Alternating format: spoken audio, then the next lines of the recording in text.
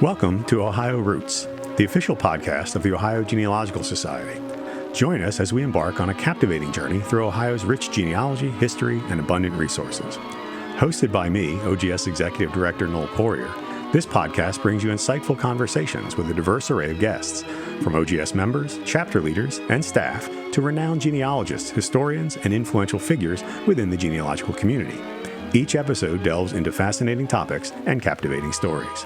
So grab your headphones, hit that play button, and join us on this enthralling journey of Ohio's roots.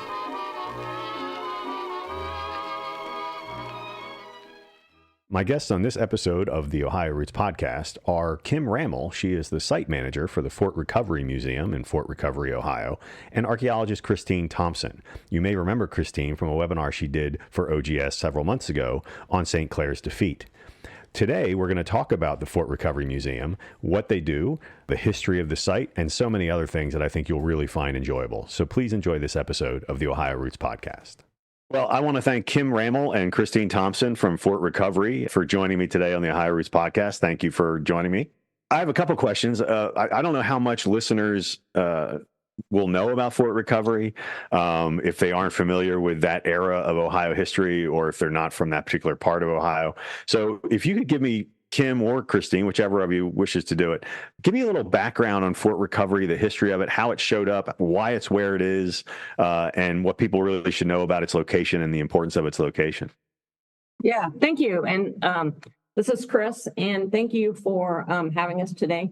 We're appreciative of the opportunity to tell the story. So I'm going to give just a little bit of background. The land that became the Northwest Territory and eventually Ohio and Indiana was native homelands for thousands of years. Right. Probably Miami, Shawnee, Delaware, Wyandotte villages were here, and there were other tribes as well. European contact in the 17th and 18th centuries was basically based on the fur trade. Natives traded with both the French and the British. Mm-hmm. And then in 1783, the Treaty of Paris effectively ended the Revolutionary War, and that's when Britain ceded, we like to call it claim control, of what was to become the Northwest Territory to the United States. However, it was still native lands with native communities and native populations and all the things that people do when they raise their families and trade and things. The United States was already selling this land to generate revenue to settle debts. And so that kind of justified invasion into these native lands and led to uncontrolled Euro-American settlement. Mm-hmm. So in 1790, President Washington, he commanded General Josiah Hermer to attack Miami villages in what's now Indiana and to capture Kikianga. So Kikianga was the main Miami village of Fort Wayne. So that eventually became Fort Wayne. Okay. There were also Delaware and Shawnee living there. Hermer's campaign was a failure. It's actually known as Hermer's defeat. And so in 1791, in the spring, President Washington appointed Arthur St. Clair, General Arthur St. Clair, as the head of the U.S. military. So he replaced Hermer.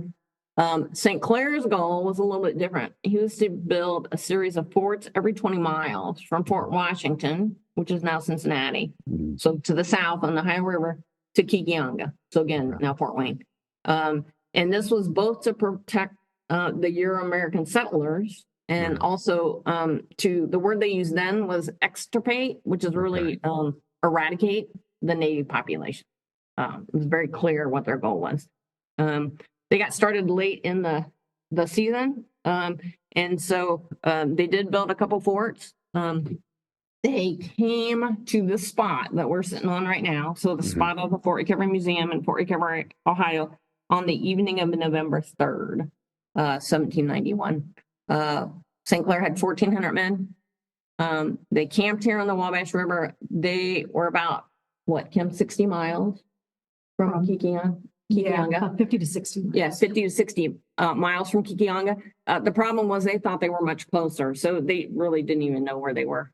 And at the same time, the Miami, Shawnee, and Delaware had formed an alliance with 6 other tribes and had gathered in Kikianga. And they had sent scouts, so they knew exactly where St. Clair was in the weeks prior. So they actually assembled a mile or so from where St. Clair camped, and they, with a plan to attack St. Clair's encampment, and they formed a huge crescent formation. They both sides had about 1,400 people. So St. Clair's army was about 1,400, including camp followers, and the Native Alliance was about 1,400 fighters. So the 9 tribes in the alliance formed this huge crescent on a ridge that's about a quarter mile to half mile from where St. Clair camped. And it's just a little bit higher ground where they could see St. Clair's encampment very clearly. So Native forces had used this strategy before. St. Clair was warned about this strategy. He, for whatever reason, didn't take the warning seriously from what Obviously. Yeah. Didn't put up any fortifications. Had a few scouting reports of Native peoples in the area. They kind of attributed to hunting parties. And so because of this crescent formation, that allowed at dawn on November 4th, this 9 tribal alliance to completely surround St. Clair's army and encampment in less than 15 minutes or in 15 minutes. And wow, when you think about it. So you have 1,400 of the Native forces surrounding 1,400 of St. Clair's army. And we know this by first person accounts. So the U.S. military personnel that survived then wrote about that. And then they also, the middle of the crescent also attacked the Kentucky militia, a couple hundred men who were camped separately from St. Clair's army. They basically ran back and created chaos in the main camp. In less than 3 hours, the battle was over. What they did is the natives took this crescent and just kind of squeezed it in. And so the casualties on the U.S. side were enormous. So over 900 officers and enlisted personnel and Kentucky militia and camp followers killed. The casualties on the Native side were much less. You hear varying accounts, but I would guess if you average out that count, 50 or less. And that was the whole point of the strategy, was to maximize casualties in the enemy while minimizing your own. Okay. And so it totally decimated the U.S. Army. And one of the things I like to point out to visitors when I'm doing tours is not only was it this tremendous loss of life, which kind of takes your breath away, but they lost every piece of equipment they brought with them.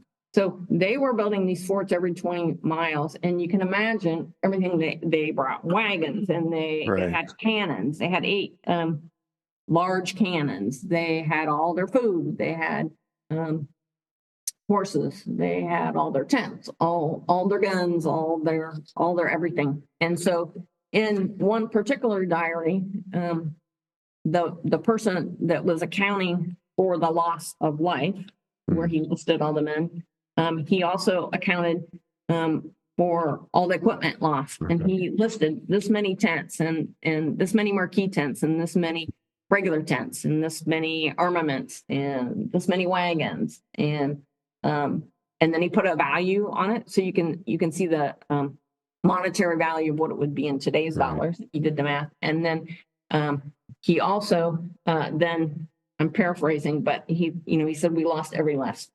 So, because people were basically fleeing for their life at the end of that 3 hours. Part of the retreat. How was it possible that anybody was able to escape at all? I mean, what happened towards at the very end of the battle where anybody was able to get away? I've always been curious about that. St. Clair ordered a bayonet charge. Okay. And the way Native Americans responded to a bayonet charge was to retreat. That was their Okay. tactic. They would retreat and come back. Okay. And that gave them some time to make a way out. All right. Not that was just a short reprieve, and some Sure. of them think that way. Okay. Would you agree with that? Yeah, and they escaped down the same path they came in. So they had to forge I think they were following probably an Indian trail from the last fort they built was Fort Jefferson, but they had to widen the trail and they had to cut down trees, and sometimes they had to make corduroy roads where they laid down the trees because it was very swampy. Their last several days of travel were very swampy. So, but the survivors basically fled back to Fort Jefferson, the last fort they built, which is like 25 miles. In historical accounts, it's called St. Clair's Trace. They call it a trace when they made their way and cut down the trees through the forest. Mm-hmm. Okay. So when did the idea of creating a museum, Fort Recovery Museum, begin? I think in the 30s they built a library here. This building we're housed in was initially a library built by the WPA. WPA, as a works program. So they built a library and then a replica of the blockhouses at that time. Okay. And they housed artifacts in the library. And then eventually, I think in the 60s, late 60s, they turned it totally over into a museum and had a library elsewhere. Unlock the mysteries of your ancestry with the Ohio Genealogical Society at www.ogs.org. Dive deep into your family's past and connect with fellow enthusiasts. Join us now for exclusive access to expert insights, resources, and a vibrant community. Visit www.ogs.org and start your genealogical journey today. If you enjoy listening to the Ohio Roots podcast, we would really appreciate it if you could go to whatever platform it is that you listen and give us a good review. Reviews help us get more listeners and reach more people with Ohio Roots and what we're trying to do with the Ohio Genealogical Society. So please leave us a nice review, and thanks for listening. Now the Fort Recovery, you mentioned the blockhouse. Now that obviously was subsequent to St. Clair's defeat. Yes. So how soon after that was that blockhouse constructed, and were Europeans kind of back in the area? Well, that's a little bit of a story in itself. That's fine. Anthony Wayne was appointed the leader of the U.S. military in 92. And he required more time. He was a little more respectful of the Indians' prowess as warriors, and he demanded more time to train. So they built Fort Greenville as a huge training ground, and they didn't come back here until 93. Actually, to build the first stage of the fort, like Christmas time, or in 1793, they built the bottom part. And it was 4 blockhouses with the palisade wall connecting the entire 4 blockhouses. Then they came back and finished it they came back in the spring again of 93 and put the top of the blockhouses on. So then the battle occurred later in, what was it, June? Yeah, the battle for recovery occurred in June. The Indians attacked it again. Okay. So one of the things that, and this seems like a simple thing, but one of the things we want to make sure visitors understand that there were 2 battles here. To boil it down to simplest terms, the first battle didn't have the fort, and the second battle didn't have the fort. Because obviously, when you're doing interpretation of St. Clair's defeat, the fort replica's here. Yeah. So Right. I wish there was a banner we could make it disappear. You need David Copperfield to make it disappear for you, those tours. Well, and then you see that in other battlefields, especially Civil War battlefields, where there's 2 battlefields, and like when I go to visit, sometimes it's confusing. So I always want to make it like super clear to visitors, how those. So I'm glad you asked that question. So what order the timeline of those events? Right. So the blockhouse that's there now, is that built on the original site of the blockhouse, the original blockhouse that was there, or is it estimated? It's pretty close. Pretty close. So we did archaeological research in 2013 that uncovered what we think was a 17-foot portion of the palisade wall. Okay. So but we don't know what side it was. Mhm. It wasn't a palisade wall. It was something, pretty sure it was something to do with the fort. And it's basically like just across the street from there. So it's Okay. certainly in the general vicinity. Unfortunately, when the first fort replica was built in the mid 30s and the museum was built, there was probably a lot of archaeological evidence destroyed as part of that UPA project. So, and lots of fill dirt brought in. So, I don't think we'll ever know exactly, but it's in the general vicinity for sure. If someone comes to the Fort Recovery Museum, when I say the museum, I'm including the blockhouse and the physical museum, what kind of things do visitors see there? Well, we have the main museum, the whole building, and upstairs it covers the whole militaristic view of battle. It kind of is in that. It covers the St. Clair's defeat and Antony in the Battle of Fort Recovery. We have obviously the blockhouses, and we're kind of trying to expand on our programming as far as giving more information on the blockhouses. Right now, they're pretty simplistic; they're pretty much empty, and we have tours and we explain it. But for the general population just walking through, we'd like to have more for them to understand what happened and how they were built. We have the Palisade walls new. Ohio History Connection just financed the refurbishing the blockhouses and installing a brand new Palisade wall, which is gorgeous. So that's nice to be able to offer that to visitors so they can understand, what it looked like to actually see a physical replica. We have, and the Fort Recovery Historical Society also has 2 log cabins that we moved here, and so they're actual log cabins that were in the area, and we created exhibits within those 2 log cabins, and those are open to the public whenever we have visitor hours, so they can go in and see all these different artifacts from different time periods, which is very popular. We have murals around town that people can go see, representing the battles and then later history of the town. Our new exhibit we're really excited about. We've just recently got a grant from the Ohio America 250 Ohio Commission. Yeah. And we're very fortunate to be able to have a grant that we recently had a traveling exhibit. Right.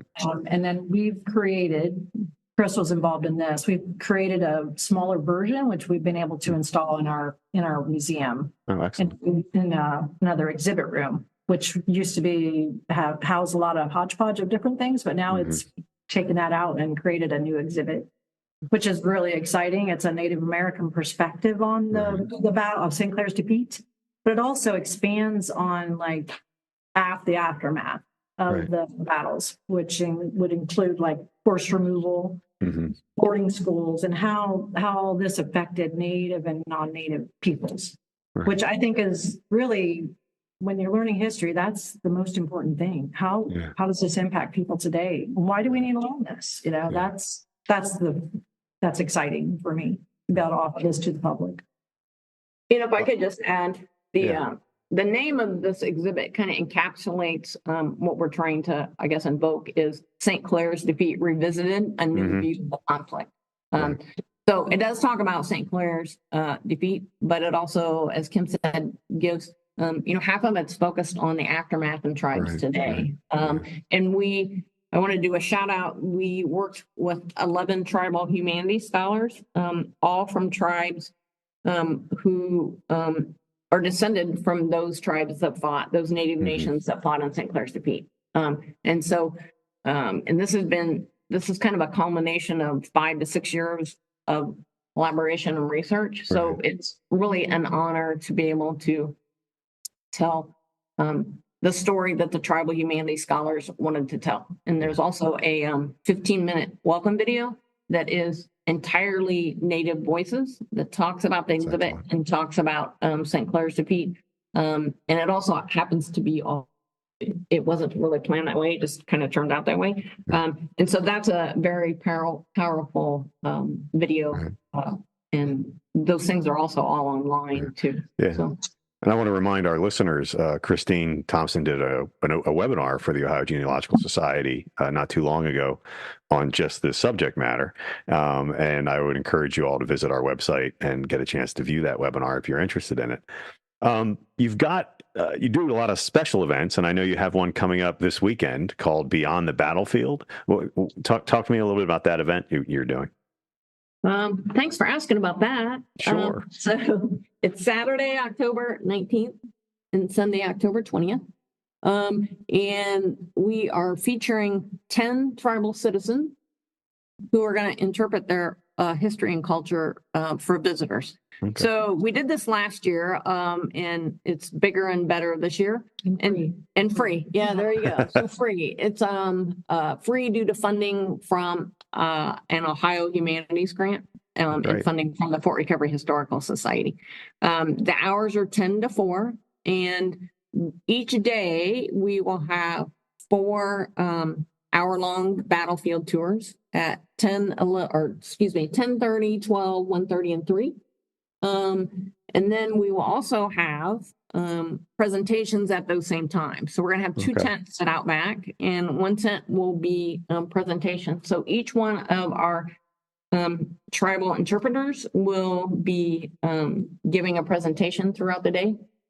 And we'll have battlefield tours running. We'll have a little food stand. We have 2 chiefs that will be attending. So Chief Lena Wallace from the Eastern Shawnee tribe and Chief Kalisha Pheasant from the Ottawa tribe of Oklahoma. They will, at 1 o'clock each day, they will do children's story time. Oh, wow. So they'll read a book. And so they're excited about that too. We're corresponding with them. They're excited. Trying to think the other, the block houses and the other log cabins will be open for visitors. In addition to speaking, the tribal interpreters will have tables set up with cultural displays. So one lady does this beautiful beadwork. And so she, I told her, asked her if she would like to present, and she said I could present all day on that. So she'll do a formal presentation, and then she'll have her booth all day with some examples and talk to people. One man makes lacrosse sticks in how the Miami tribe of Oklahoma made them hundreds of years ago. So traditional lacrosse stick. One man does textile weaving. So I'm trying to think. Moccasins. So Chris Hout does moccasins. Is there ribbon work being done? There might be. Yeah. And so there will be all this huge opportunity for visitors to learn and listen and talk to these tribal citizens, and both in a formal presentation and informal. And so we're super excited about that. I think it's from a genealogical standpoint, we often think about our descendants who came to Ohio, right? But I think it's important, and programs like this are excellent, and what you're doing for recovery is excellent, because it reminds us that of the people that were here first, before our genealogical ancestors arrived in Ohio. And I think it's a great opportunity for folks to experience that, a little bit of that, and hopefully get a better understanding for that. Yes, I recently had that hit home with me personally, because I've been doing a lot of research on my own genealogy, which is German. My paternal great-great-grandparents immigrated from Germany in 1833, and it just struck me how quickly, after the battles, and how people were moving into this area. Right. I hadn't thought about it like that before. Your people. Yeah. Yeah, right. Yeah. That's the cool part about genealogy. You start connecting all these dots. Right. Yeah, and it connects you to really important points in history, and it gives you kind of a personal connection to those. Yeah. Sometimes in a bad way, but sometimes in a good way as well. So I think that's really all fun. knowledge is good, I think. Yeah. Or the more you understand different perspectives, the better, I believe. Sure. I think events like these, where you can form a personal relationship and have conversations with the tribal interpreters that will be there today, and watch what they're doing and discuss with them. I think, sometimes there are hard parts of history. Some of the things we talk about in our St. Clair's Defeat Revisited exhibit are hard to look at and to read. But once you have those personal questions or conversations and those relationships, then I think it puts it into context. Yeah, I think what I would come away with is it doesn't negate what my ancestors did. They came here and they worked hard to settle this land. You know, that's what they wanted. That's what they knew. And they were just trying to make a better life. It does. I'm not taking away from that by learning more about where that land came from. You know, it's just expanding, you know, what we know. Adding to a complex and layered and interesting story. Nothing's ever simple. We like to simplify things, don't we? Of course. So this is when you think about Fort Recovery and its place in American history and in Ohio history, why is it so important? I think it was a pivot point in history. It was a pivot point. You know, it sent out ripples. These events here that changed the course of this country, and that's having an effect today. I think it continues on. And I would add to that from the Native side. Talk about a pivot point from the Native side. You know, there's a line in the video that Diane Hunter from the Miami tribe of Oklahoma says that even when they won battles during the Northwest Indian War, they couldn't keep winning because the U.S. would, you know, destroy their crops and their villages. And so talk about, you know, and then the aftermath of all these things that we did to, you know, extirpate or eradicate the Indians. Talk about pivot point and talk about ripples today. I mean, those effects are still being worked through by Native tribes today. And, you know, that's part of the story that we feel is our responsibility to tell. That's a good word. Responsibility. It's not always pleasant. It's hard. It's hard, but it is, I feel, a real responsibility to do it well. Well, Kim and Christine, I want to thank you for being on the Ohio Roots podcast today. I want to thank you for doing your hard work. I appreciate it very much. And I would encourage our members and anybody else listening to make sure they visit the Fort Recovery Museum as soon as they can and get a different perspective on Ohio history and their own family's history here. So thank you. Thank you for having us. Yeah, thank you so much. Well, that was really a fascinating conversation with Kim and Christine, and I feel like I learned an awful lot, even though I felt I knew some about it to begin with.